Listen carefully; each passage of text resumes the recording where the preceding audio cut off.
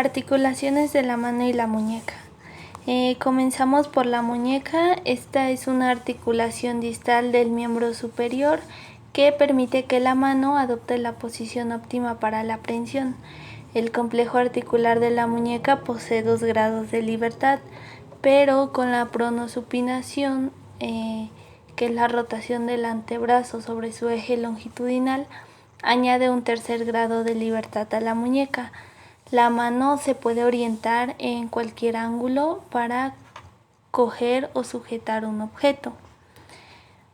El núcleo central de la muñeca es el carpo,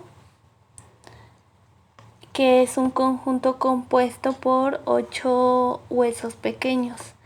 El complejo articular de la muñeca comporta 2 articulaciones incluidas en el mismo conjunto funcional de la articulación radiocubital distal, que es la articulación radiocarpiana, que se articula la glenoide antebraquial con el cóndilo carpiano, y la articulación mediocarpiana, que articula entre ellas las 2 filas de 2 huesos del carpo.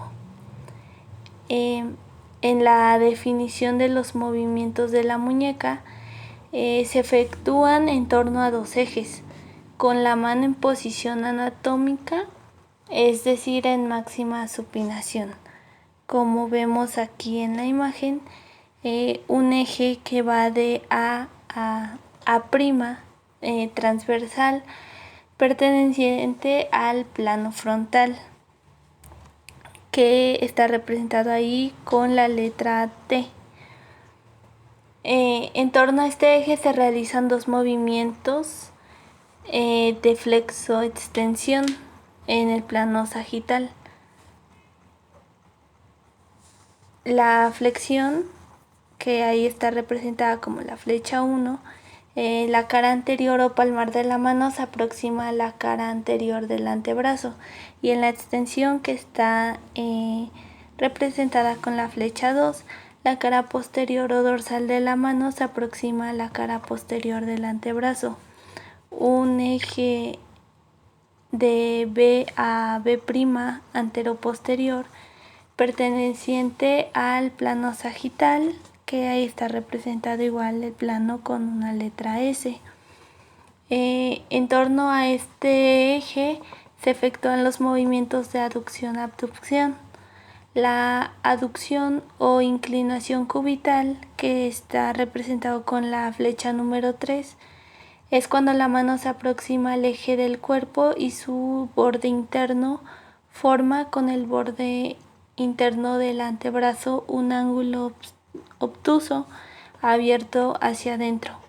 Y en la abducción o inclinación radial, que está representada con la flecha número 4, la mano se aleja del eje del cuerpo y su borde externo forma con el borde externo del antebrazo un ángulo obtuso abierto ahora hacia afuera. En realidad, los movimientos naturales de la muñeca son movimientos combinados en torno a ejes oblicuos: flexión-aducción y extensión-abducción. Ahora, en cuanto a la amplitud de los movimientos de la muñeca, el movimiento de abducción-aducción, la amplitud de estos movimientos se mide a partir de la posición anatómica, como está representada ahí en la figura número 2. La amplitud del movimiento de abducción o inclinación radial, que en este caso es la figura número 3, no sobrepasa los 15 grados. Y la amplitud de aducción o inclinación cubital, que está ahí representada como la figura número 4, es de 45 cuando se mide el ángulo en la línea que une el centro de la muñeca con la porción distal del tercer dedo. Se deben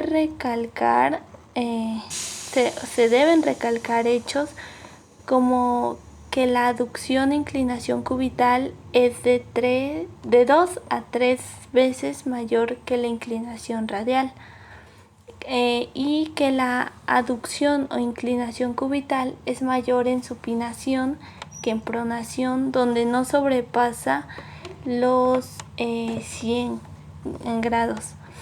En general la amplitud de los movimientos de aducción-abducción es mínimo en flexión forzada o en extensión de muñeca, posiciones en las que los ligamentos del carpo pues están tensos. En cuanto a los movimientos de flexoextensión, la amplitud de los movimientos se mide a partir de igual de la posición anatómica.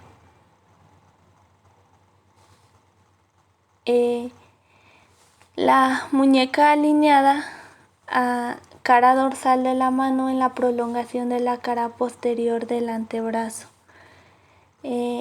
La amplitud de la flexión activa, que aquí está representada en la figura número 6, es de 85 grados, es decir que apenas alcanza los 90 grados.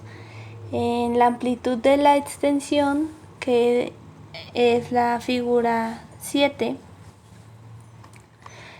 incorrectamente denominada flexión dorsal, también es de 85 grados, de modo que tampoco alcanza los 90 grados. Como en el caso de los movimientos laterales, la amplitud de los movimientos depende del grado de distensión de los ligamentos del carpo. La flexoextensión es máxima cuando la mano no está ni en abducción ni en aducción. En cuanto a los movimientos pasivos de flexoextensión, la amplitud de la flexión pasiva, que la podemos observar en la figura número 8, es mayor de 90 grados en pronación.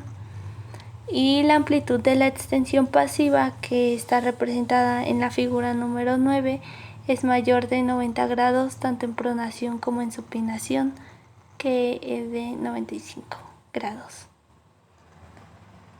Ahora, los movimientos de circunducción. Este movimiento se define como la combinación de los movimientos de flexoextensión con los movimientos de aducción-abducción. Se trata de un movimiento que se realiza simultáneamente en relación a los dos ejes de la articulación de la muñeca. Cuando el movimiento de circunducción alcanza su máxima amplitud, el eje de la mano describe una superficie cónica en el espacio, denominada cono de circunducción, como lo estamos observando ahí en la imagen. La amplitud de los movimientos de la muñeca es menor en pronación que en supinación, de modo que el cono de circunducción está menos abierto en pronación. Además, como en todas las articulaciones tipo Cardan de 2 ejes y 2 grados de libertad, un movimiento simultáneo o sucesivo en torno a 2 ejes conlleva una rotación automática o incluso a una rotación conjunta en torno al eje longitudinal del segmento móvil, es decir, en este caso de la mano, que orienta la palma en una dirección oblicua en relación al plano de la cara anterior del antebrazo. En cuanto al complejo articular de la muñeca, como lo podemos ver en la figura 14, incluye 2 articulaciones. La primera es la articulación radiocarpiana entre la porción inferior del radio y los huesos de la hilera superior del carpo. Y la segunda, la articulación mediocarpiana, que está entre la hilera superior y la hilera inferior del carpo. La articulación radiocarpiana es una articulación condilia. Aquí, como lo podemos ver en la figura número 15, la superficie del cóndilo carpiano, considerada como un bloque, presenta 2 curvas convexas. Una curva anteroposterior, que está representado por la flecha número 1, o sagital, cuyo eje es de A a A'. Y es transversal. Esta curva corresponde a los movimientos de flexoextensión. Una curva transversal que está representada con la flecha número 2 de radio mayor y cuyo eje B' es antero-posterior. Esta curva corresponde a los movimientos de aducción-abducción. En el esqueleto, el eje AA' de flexoextensión pasa por la interlínea semilunar y el hueso grande. Y el otro es el eje BB' de aducción a abducción, que pasa por la cabeza del hueso grande. Los ligamentos de la articulación radiocarpiana se organizan según en dos sistemas. El primero son los ligamentos laterales.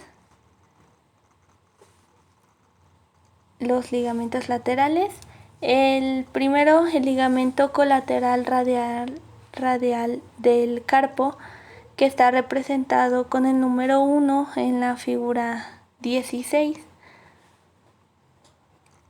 Este se extiende desde la apófisis estiloides radial hasta el escafoides.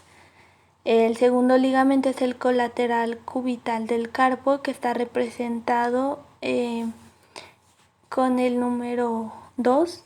Este se extiende desde la apófisis estiloides cubital al hueso piramidal y al hueso pisiforme. La inserción distal de estos dos ligamentos se localiza aproximadamente en el punto de partida del eje A' de flexoextensión. Bueno, el otro sistema son los ligamentos anterior y posterior. Estos se analizan de la siguiente manera. El primero son los ligamentos anteriores, o más bien el sistema ligamentoso anterior, que está representado con el número 3, como podemos ver en la figura 19. Se insertan en el reborde anterior de la glenoide radial y del cuello del hueso grande. Y el otro, los ligamentos posteriores, que están representados con el número 4, o complejo ligamentoso posterior. Estos también constituyen una cincha posterior. Los dos sistemas ligamentosos anterior y posterior se fijan en el carpo. En los movimientos de aducción-abducción, los ligamentos anteriores son los que trabajan, partiendo de la posición de reposo, como en la figura número 16. Puede observarse que durante la aducción, que es la figura número 17, el ligamento colateral radial se tensa y el ligamento colateral cubital se destiende. Durante la abducción, en la figura número 18, se produce el fenómeno inverso. El ligamento anterior y el fijo próximo al centro de rotación participan un poco. En los movimientos de flexoextensión, sobre todo los ligamentos anteriores y posteriores son los que más trabajan. Partiendo igual de la posición de reposo, que es la figura número 19, puede apreciarse que el ligamento posterior se tensa durante la flexión, como observamos en la figura 20, y en la figura 21 el ligamento anterior se tensa durante la extensión. Los ligamentos laterales participan poco y las superficies articulares de la articulación radiocarpiana son el cóndilo carpiano y la glenoide antebraquial. Y bueno, en la articulación mediocarpiana, esta está situada entre dos hileras de los huesos del carpo.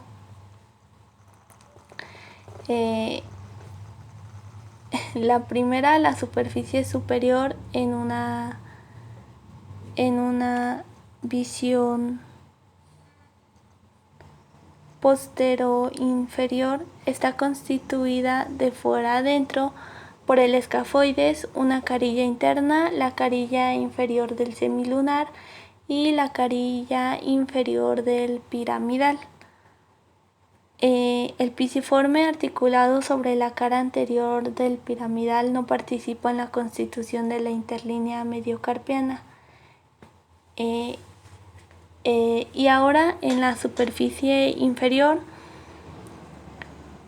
desde la misma vista, está constituida de afuera a adentro por la carilla superior del trapecio y del trapezoide, la cabeza del hueso grande que se articula con el escafoides y el semilunar, la cara superior del hueso ganchoso cuya mayor parte se articula con el piramidal y una pequeña carilla que contacta con el semilunar. Ahí lo podemos ver en la imagen. Y ahora nos pasamos con los ligamentos de la articulación radiocarpiana y de la articulación mediocarpiana. Bueno, en una visión anterior, como lo muestra la figura 28, se distinguen los dos ligamentos colaterales de la articulación radiocarpiana. El ligamento colateral cubital, cuyo origen es en la apófisis estiloides cubital y se entremezcla con la inserción del ligamento triangular, que está representado con el número 1, a la altura de su vértice. Estos, a su vez, se dividen en un haz posterior estilo piramidal, que es el número 2, y un haz anterior estilo pisiforme, que es el número 3. El otro ligamento es el ligamento colateral radial, también constituido por dos haces que se originan en la apófisis estiloides radial. El primero es un haz posterior, que está representado con el número 4, que se extiende desde el vértice de las apófisis estiloides hasta la cara externa del escafoides para insertarse justo por debajo de la superficie articular superior. Y el otro haz anterior está representado con el número 5. Este haz es muy grueso y resistente y se extiende desde el borde anterior de la apófisis estiloides hasta el tubérculo del escafoides. Bueno, el ligamento anterior de la articulación radiocarpiana, constituido por dos haces, por fuera el haz radiolunar anterior, que está representado con el número 6, que se extiende oblicuamente por debajo y por dentro del reborde anterior de la glenoide radial al asta anterior del semilunar, completado por dentro por el ligamento cúbito-lunar anterior, que está representado con el número 7. Por dentro el haz radiopiramidal anterior con el número 8. Sus inserciones superiores ocupan la mitad interna del borde anterior de la glenoide y todo el borde anterior de la cavidad sigmoidea del radio, donde se entremezcla con las inserciones radiales del ligamento anterior, que está como el número 9 de la articulación radiocubital distal.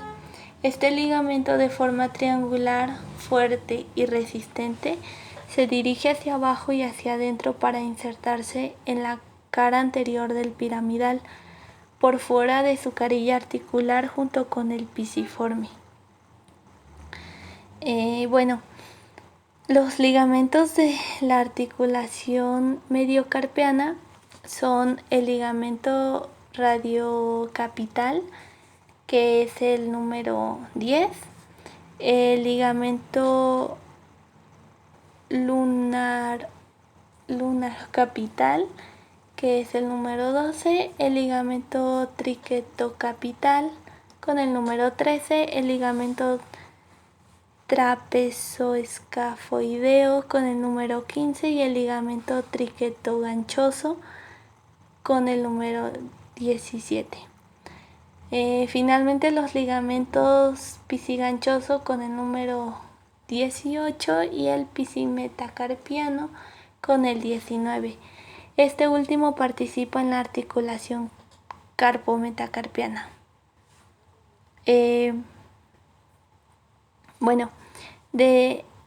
Desde esta misma visión se halla que el ligamento lateral externo de la articulación radiocarpiana por su haz posterior con el número 4, el ligamento lateral interno de la articulación radiocarpiana también por su haz posterior con el número 2, el ligamento radiocarpiano dorsal de la articulación radiocarpiana constituido por dos haces oblicuos hacia abajo y hacia adentro. Uno que es el haz radiolunar dorsal con el número 20 y el otro haz que es el radiopiramidal dorsal con el número 21. También las dos cinchas transversales posteriores del carpo. La primera, la cintilla de la primera hilera con el número 23 y la cintilla de la segunda hilera con el número 26. Por último, el ligamento triquetoganchoso con el número 30 y el ligamento dorsal escafo-trapezoide. La primera función de los ligamentos de la muñeca es la de estabilizar el carpo en los dos planos, frontal y sagital. Ahora, en cuanto a la dinámica del carpo, el autor Ketaka Panji estudió recientemente estos movimientos elementales, pero más la columna media del semilunar y del hueso grande, además de la columna externa del escafoides y de la pareja trapecio-trapezoide. La dinámica de la columna media depende de la forma simétrica del semilunar, más abultado, más grueso o por delante que por atrás. Según los casos, la cabeza del hueso grande está cubierta por una boina frigia, como lo observamos en la figura 41, de una gorra de cosaco, como en la figura número 42, o de un turbante, como en la figura 43. Es raro que esté cubierto por un bicornio, primer imperio, como lo vemos en la figura número 44, que es simétrico, y en este caso la cabeza del hueso grande es asimétrica, más oblicua por delante. En posición de alineación, como lo observamos en la figura número 45, la distancia útil corresponde al grosor medio del semilunar. En esta posición de alineación, la distancia útil corresponde al grosor medio del semilunar. En la extensión, como vemos en la figura número 46, esta distancia útil disminuye ya que corresponde al menor grosor del semilunar. Por el contrario, en la flexión, que es la figura número 47, aumenta ya que se interpone el mayor grosor de la cuña lunar. La dinámica de la columna externa depende de la forma y orientación del escafoides. De perfil, como lo observamos en la figura número 53, el escafoides posee una silueta reniforme o en forma de alubia. La parte más alta, redondeada, corresponde a la superficie superior convexa articulada con la glenoide radial. La parte inferior representa el abultamiento del tubérculo escafoideo, en cuya cara inferior se articula el trapezoide y el trapecio. Este último inicia la anteposición de la columna del pulgar en relación al plano de la mano. De este modo, el escafoides está intercalado oblicuamente ante el radio y el trapecio, aunque esta oblicuidad se acentúa más o menos según su forma. Así se pueden encontrar escafoides reniformes, como acostados, como vemos en la figura 53, o escafoides acodados sentados, como es en la figura 54, y escafoides casi erguidos, como lo vemos en la figura número 55. La forma alargada del escafoides permite observar los diámetros,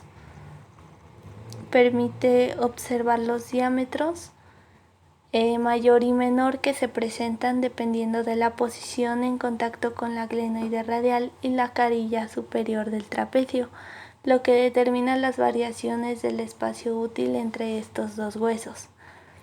En la posición neutra o de alineación, como vemos en la figura número 57, cuando la distancia entre el radio y el trapecio es mayor, el contacto entre el escafoides y la glenoide radial se localiza en los dos puntos correspondientes, que en este caso es A y A', y entre el punto central de la superficie del trapecio y del escafoides, que sería la G y la B.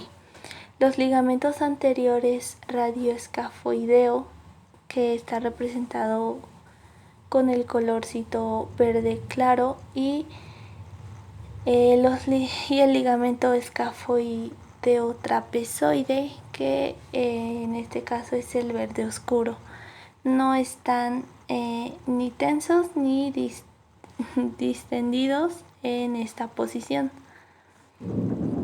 pero en la extensión, como lo podemos ver en la figura número 58, la distancia útil disminuye mientras que el escafoides se endereza y el trapecio se desplaza hacia atrás.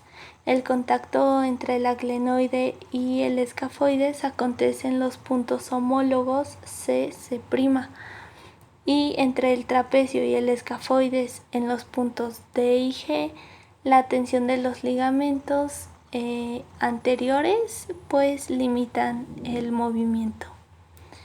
En flexión, como lo vemos en la figura número 59, la distancia radio-trapecio también disminuye, pero más en extensión. El escafoides está totalmente acostado y el trapecio se desplaza hacia adelante. Esto pues nos lleva a tener tres observaciones. La primera es que los puntos de contacto se desplazan sobre la glenoide radial y el escafoides, como lo vemos en la figura número 60. La segunda es que los diámetros útiles son en el escafoides, y la tercera es que el desplazamiento del trapecio en relación al radio, como lo vemos en la figura número 61. Ahora, en la dinámica del escafoides de la columna externa, este huesito, el escafoides, queda comprimido entre el trapecio y el trapezoide por un lado y la glenoide radial por el otro, que tiene tendencia a hacer que bascule hacia atrás y a acostarlo sobre el radio. El primer factor de estabilidad es su ligadura ligamentosa al trapecio, como lo observamos en la figura 62. Esto mediante el ligamento escafotrapezoide, al que se le supone una gran relevancia. Al trapezoide mediante el ligamento escafotrapezoideo y hueso grande mediante el ligamento escafocapital. Y bueno, el segundo factor de estabilidad, que lo observamos en la figura número 63, este está constituido por el sólido ligamento radiocapital que se extiende desde el borde anterior de la apófisis estiloide radial al centro de convergencia ligamentosa a la cara anterior del hueso grande. Y un tercer factor está formado por el tendón del músculo palmar largo que se desliza por delante del escafoides por una corredera fibrosa para insertarse en la cara anterior de la base del segundo metacarpiano, como lo observamos. Bueno, ahora el carpo de geometría variable. Como sabemos, el carpo es un conjunto de 8 huesos, de los que 7 participan en la geometría de lo que se ha convertido a denominar el macizo carpiano, y se le conoce como una bolsa de canicas en el transcurso de los movimientos de la muñeca. Pero como en el caso de las verdaderas canicas, estos huesos en los movimientos no son aleatorios, sino que sus movimientos son ordenados y lógicos en función de la forma de cada uno de los huesos, moldeados por la acción de los movimientos, al igual que por los ligamentos que unen los citados huesos y orientan sus movimientos. Es en el transcurso de los movimientos de abducción-aducción que los cambios de forma son más evidentes. Durante la abducción, como lo vemos en la figura número 81, en un primer momento el carpo gira en conjunto en torno a un centro situado en la cabeza del hueso grande. La hilera superior se desplaza hacia arriba y hacia adentro de tal manera que la mitad del semilunar se coloca bajo la cabeza cubital y el piramidal. En su movimiento hacia abajo incrementa el espacio que lo separa, pero la tensión del ligamento colateral cubital y sobre todo la cincha del piramidal detienen muy pronto este desplazamiento, así transformando el piramidal en un bloque contra el que impacta el semilunar. Como la abducción prosigue, la segunda hilera es la única que continúa el movimiento.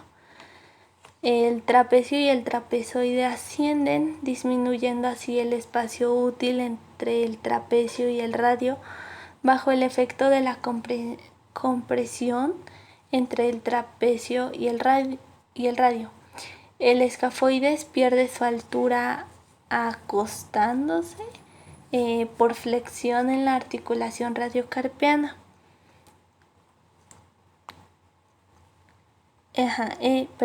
En la articulación radiocarpiana, mientras que se extiende la articulación mediocarpiana. El hueso grande desciende incrementando el espacio útil del semilunar, reteniendo por su frenillo anterior, de modo que se puede bascular hacia atrás por flexión en la articulación radiocarpiana, presentando entonces un mayor grosor. Simultáneamente, el hueso grande se extiende en la articulación mediocarpiana. La disminución de la altura del escafoides permite un desplazamiento relativo del hueso grande y del hueso ganchoso por debajo de la primera hilera. El piramidal, retenido por sus 3 ligamentos, sube por la pendiente del hueso ganchoso hacia la cabeza del hueso grande. Durante la aducción, como lo vemos en la figura número 82, en un primer momento el carpo gira en conjunto, pero esta vez la primera fila se desplaza hacia abajo y hacia afuera, de modo que el semilunar se desliza totalmente por debajo del radio, mientras que el trapecio y el trapezoide descienden, incrementando el espacio útil para el escafoides. Este, desplazado hacia abajo por el ligamento trapezoescafoideo, se endereza, como lo vemos en la figura número 86. En extensión, la articulación radiocarpiana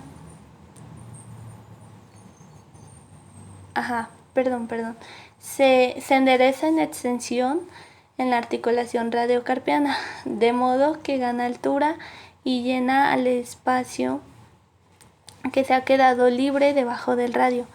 Simultáneamente, el trapecio se desliza en flexión en la articulación mediocarpiana debajo del escafoides.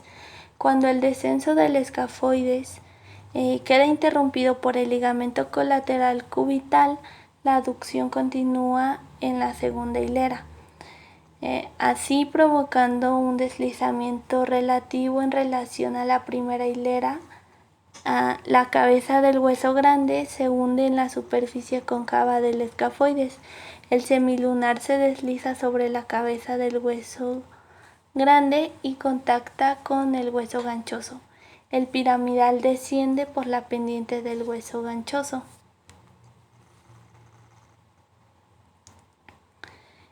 Al mismo tiempo, el piramidal asciende en dirección a la cabeza cubital, que constituye un tope mediante el ligamento triangular, transmitiendo así las fuerzas que proceden del antebrazo hacia los 2 radios internos de la mano.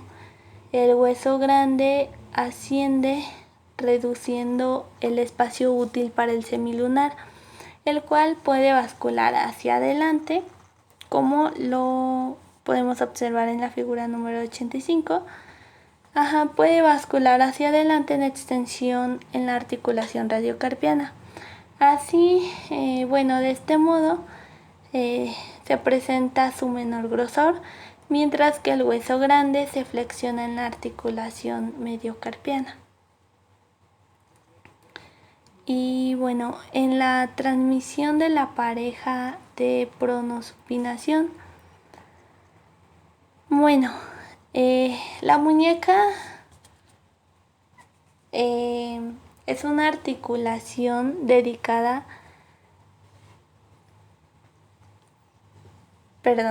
el decir que la muñeca es una articulación dedicada únicamente a los movimientos de flexoextensión y de abducción-aducción es un grave error que indica el desconocimiento de su función en la transmisión a la mano de la pareja de rotación desarrollada en el antebrazo por los músculos motores de la pronosupinación.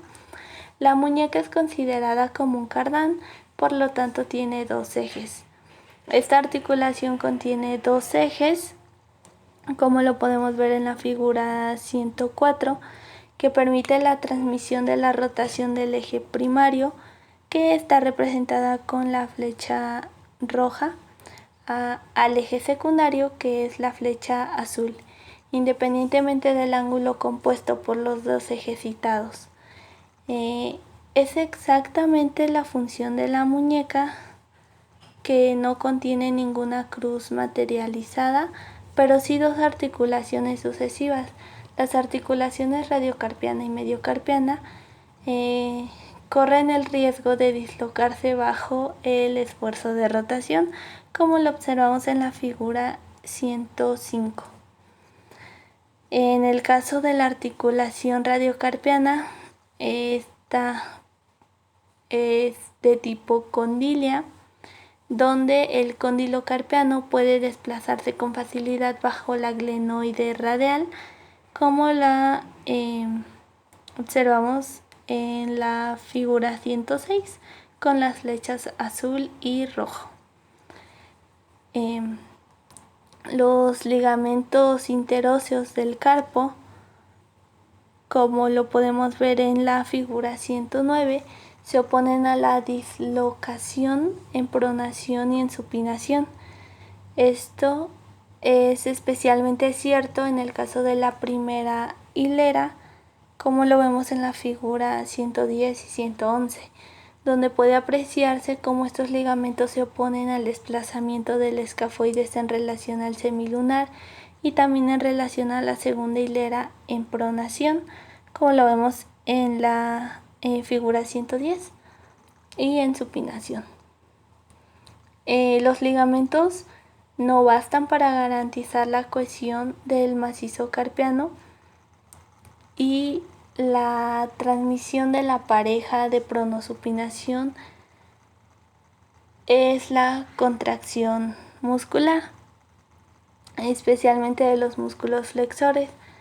Esta es la que garantiza la cohesión del conjunto articular de la muñeca, gracias al verdadero acoplamiento de la muñeca por los tendones, como lo vemos en la figura 120 desde una vista anterior y en la figura 121 desde una vista posterior.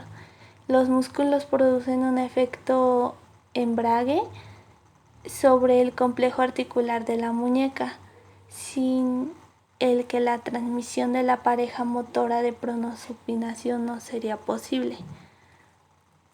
En cuanto a los músculos motores de la muñeca, desde una vista anterior se pueden observar en la figura 134 el músculo flexor radial del carpo con el número 1, el músculo palmar largo con el número 2, el músculo flexor cubital del carpo con el número 3. Ahora, desde una vista posterior de la muñeca, como en la figura 135, se pueden observar el músculo extensor cubital del carpo con el número 4, los dos músculos extensores radiales del carpo, tanto el corto con el número 5 y el largo como con el número 6. En una visión del borde interno de la muñeca, como en la figura 136, se pueden observar los tendones del músculo flexor cubital del carpo con el número 3 y los del músculo extensor cubital del carpo con el número 4. Ahora, desde una visión del borde externo de la muñeca, como es en la figura 137, se pueden observar los tendones de los dos músculos extensores radiales del carpo, el corto, que es el número 5, y el largo, que es el número 6.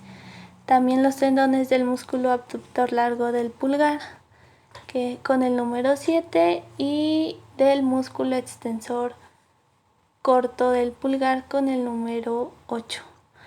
También del músculo extensor largo del pulgar con el número 9.